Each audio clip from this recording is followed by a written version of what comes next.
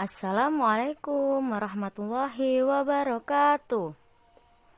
Bagaimana kabarnya anak-anak solihnya Ustazah? Semoga selalu dalam keadaan sehat walafiat dan selalu dalam lindungan Allah. Amin. Hari ini kita sudah sampai pada tema 2D hidup bersih dan sehat. Subtema 2 hidup bersih dan sehat di sekolah.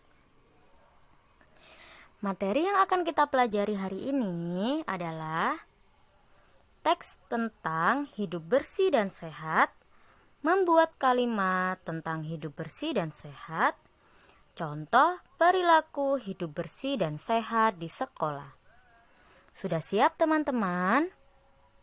Silahkan dipersiapkan buku dan alat tulisnya, dan jangan lupa konsentrasi.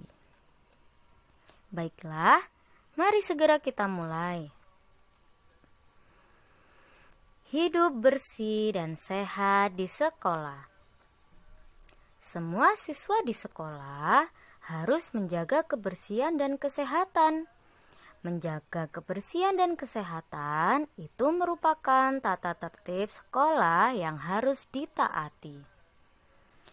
Membuang sampah pada tempatnya dan tidak jajan sembarangan merupakan contoh perilaku hidup bersih dan sehat di sekolah. Membaca teks tentang kebersihan. Mari kita baca bersama-sama ya. Gina berangkat sekolah pagi-pagi. Gina mendapatkan tugas piket kelas. Gina mendapat bagian mengepel lantai, Putu membersihkan papan tulis, Adit membersihkan debu di meja, dan Mutia mengelap jendela. Tugas piket kelas merupakan bagian dari menjaga kebersihan di sekolah. Menjaga kebersihan sekolah membuat kita nyaman berada di sekolah dan terhindar dari penyakit. Nah, berikut ini adalah contoh teks cerita tentang kebersihan. Ceritanya tentang Gina dan teman-temannya yang bertugas piket di kelas.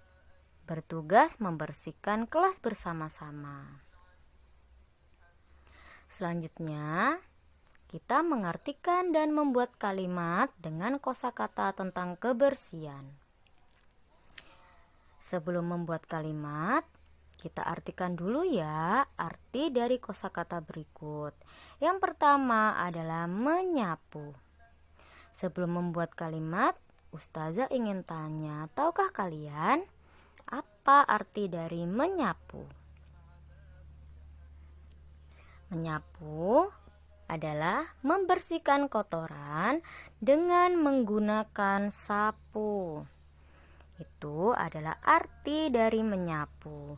Contoh kalimatnya adalah Ranti rajin menyapu agar rumahnya bersih.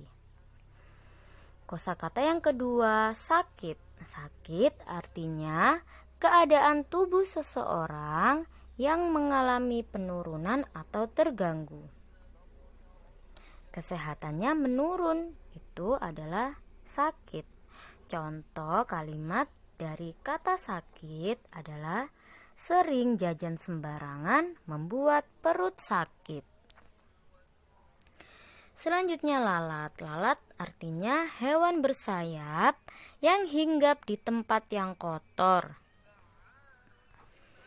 Contoh kalimatnya adalah sampah yang tertimbun akan dihinggapi banyak lalat.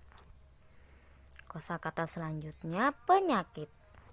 Penyakit artinya suatu gangguan yang terjadi pada tubuh makhluk hidup. Contoh kalimatnya, lingkungan yang kotor menjadi sarang penyakit. Selanjutnya yang kita bahas adalah contoh perilaku hidup bersih dan sehat di sekolah. Yang pertama adalah melaksanakan piket kelas. Jadi contoh sikap yang mencerminkan hidup bersih dan sehat di sekolah, yang pertama adalah melaksanakan piket kelas. Tugas piket kelas dilakukan bersama-sama dengan teman. Ada yang bertugas menyapu, membersihkan papan tulis, membersihkan debu di jendela, dan lain-lain. Menjaga kebersihan sekolah membuat kita nyaman berada di sekolah, dan yang pasti kita terhindar dari penyakit karena kita berada di tempat yang bersih. Jadi, cara kita supaya hidup bersih dan sehat di sekolah, yang pertama harus melaksanakan piket kelas, harus membersihkan kelas.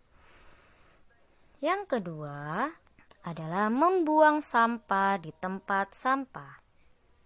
Dengan membuang sampah pada tempatnya, sekolah kita menjadi bersih, sehat, dan indah.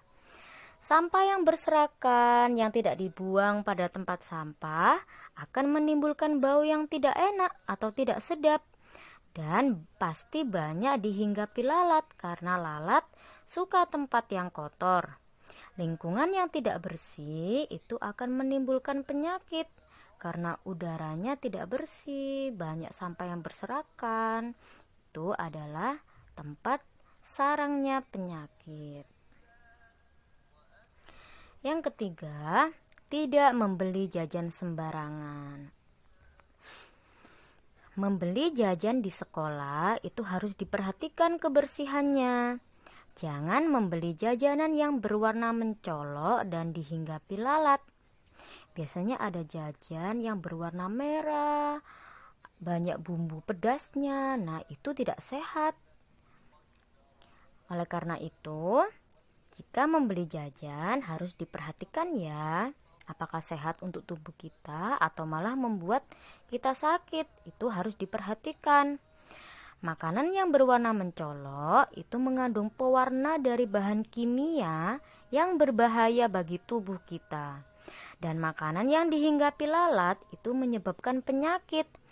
Karena jika dihinggapi lalat, lalat tersebut bertelur di makanan dan nanti telurnya menjadi belatung.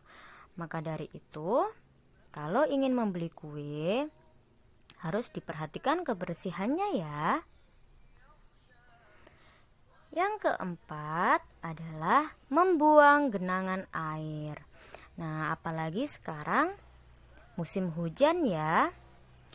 Biasanya kalau musim hujan banyak genangan air. Biasanya genangan air itu ada pada sampah kaleng atau bak yang tidak dipakai. Nah, jika teman-teman melihat genangan air pada kaleng atau pada benda-benda yang sudah tidak terpakai, nah itu harus dibuang genangan airnya. Karena genangan air tersebut bisa menjadi tempat tinggal jentik-jentik nyamuk. Jentik nyamuk itu dapat menimbulkan penyakit. Jentik nyamuk akan menjadi nyamuk dewasa dan menggigit manusia. Nah, gigitan tersebut bisa menyebabkan sakit demam berdarah dan malaria. Nah, apakah teman-teman tahu jentik-jentik nyamuk itu apa? Jentik nyamuk adalah tahap larva atau ulat pada nyamuk. Hidupnya menggantung di permukaan air yang kotor. Seperti uget-uget gitu ya, kecil-kecil. Biasanya bisa kalian lihat di genangan air yang kotor atau di bak mandi. Kalau lama tidak dibersihkan, itu banyak jentik nyamuknya. Selanjutnya, yang kelima, makan makanan bergizi dan rajin berolahraga. Sayuran dan buah-buahan adalah makanan sehat dan bergizi yang mengandung banyak vitamin dan mineral. Maka dari itu, teman-teman harus perbanyak makan sayur dan buah-buahan ya.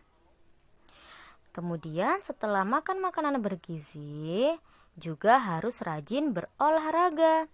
Berolahraga akan membuat tubuh kita menjadi sehat, kuat, dan terhindar dari penyakit. Selanjutnya yang nomor 6, harus memotong kuku tangan dan kaki. Agar kotoran tidak menempel di kuku dan masuk ke mulut ketika makan, kita harus rajin memotong kuku. Memotong kuku dilakukan 1 kali dalam sepekan. Jika kukunya panjang dan kotor, akan mudah terserang penyakit.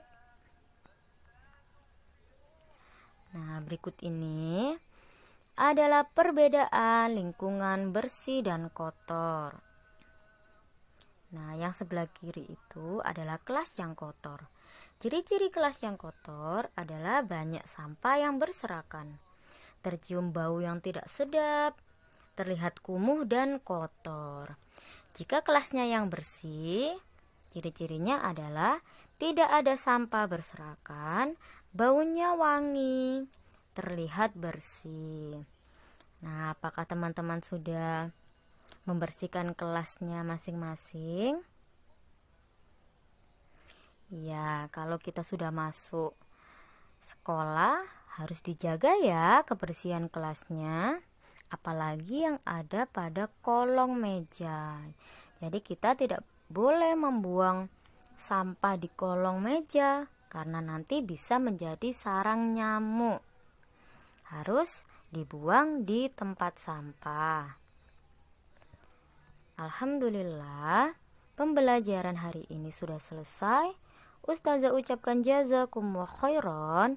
Ustazah akhiri, wassalamualaikum warahmatullahi wabarakatuh.